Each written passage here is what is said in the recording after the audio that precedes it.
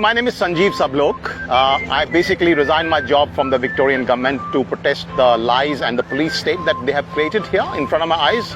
They didn't listen to any reason. They overreacted for the pandemic.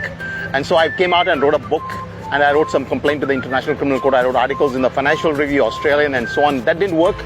So now I've said I'm going to fight these guys politically, because that's the only way it's going to work, where the politicians are not listening to reason. They've overreacted in such a large way.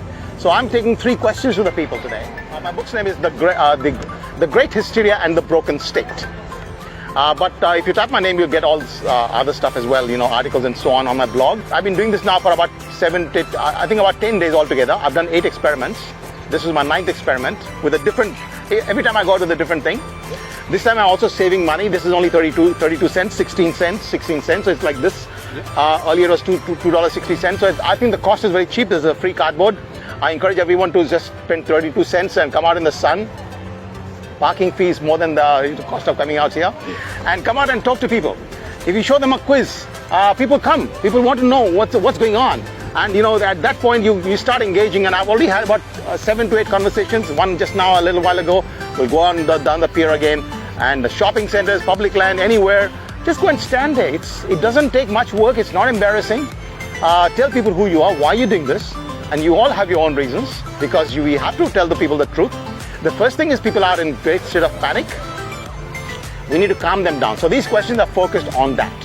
I'm not at all discussing complicated things like the PCR test or the vaccine or anything. I just want to focus on this, the big picture.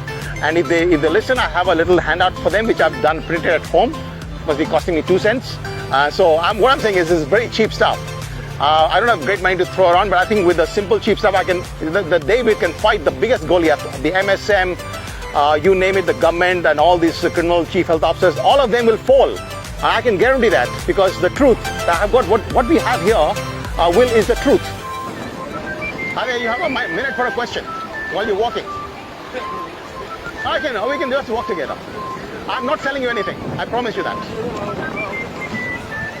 Sorry? No, it's all good. All good. My first question is, if this was the Spanish flu, they keep telling us it's once in a 100-year event. So let's say it was Spanish flu, which is a once in a 100-year thing. How many people do you think would die across the world this year? Billions. Well, I'll give you a hint. So in 1919, 50 million people died from Spanish flu. And the population of the world was 1.8 billion, which is less than a fourth of what it is today. So, at least it's more than 4 times of the previous number. So the number today should be 211 million. That's the answer. It's not billions, it's in millions, but still a bloody big number. What do you think is the number of people who actually died last year? We have data now for last 1 year. All over the world. Nope. Second guess. Was I close? No, you were way out. 1 billion. Nope. No, I'll give you the answer. Let me give you the answer. It is 2.4 million. 2.4 million is 100 times less than 210 million.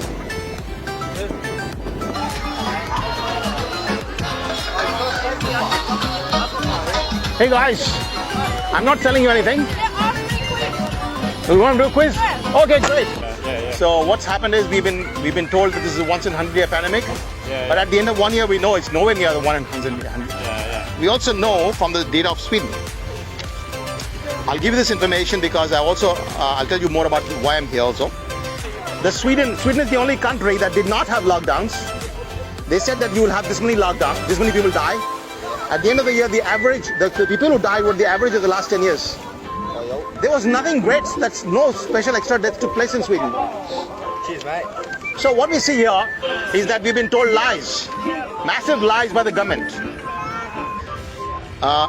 In Sweden, they predicted that if you did not have lockdowns, you would have this many people die in 2020. Yeah. Sweden refused to listen to these stupid guys and said no lockdowns, no masks, nothing.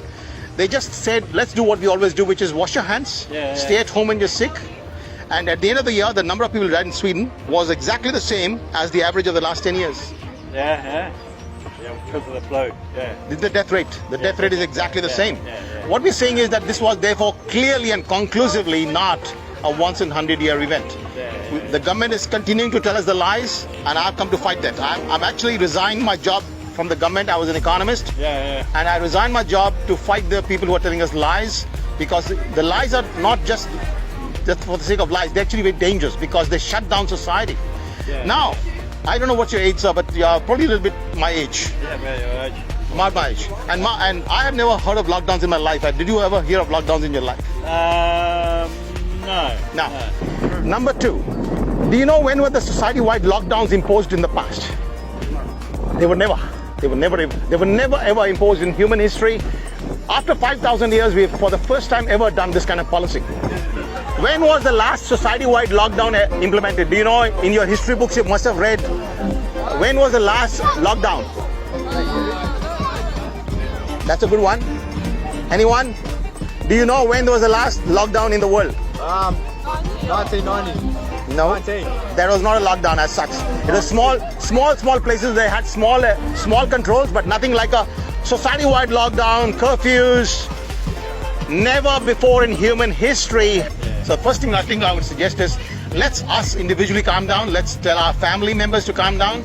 Let them look at the facts. I've got the facts there. They can talk. They can write to me. I'll give them the data. They can check the original data.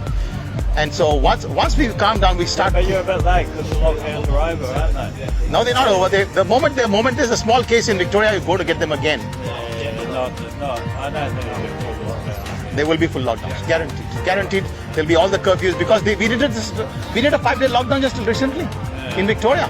You forget that? What's that? A 5-day lockdown was just in December. Yeah. The moment, because we don't have a case here, the moment there's a case, Dan Andrews and his colleagues will make a lockdown immediately. And don't forget, our international border remains closed. People in Rosebud and out here Portsea, this get international visitors. There's no business going on. The third question is the killer question, the total disastrous question that will kill anyone who answers the third question will realize they've been cheated, which is that, so who invented this lockdown? We know the answer is very simple. Many people, by the way, still didn't guess it. Then I give them a prompt, Wuhan. Who is the guy in Wuhan? They say, oh, is that president? Yeah, he's the president of China. And then I say, did you see the fake videos that he produced as well? Of people falling down? Some people haven't. Some people have. Do you remember there were videos of people falling down? Yeah. You remember that? Yeah, I remember that. Yeah, and so they made tens of these fake videos of people falling down. After 1 year, we know there were never anybody who fell down like this and died. Everybody went mad last year, right?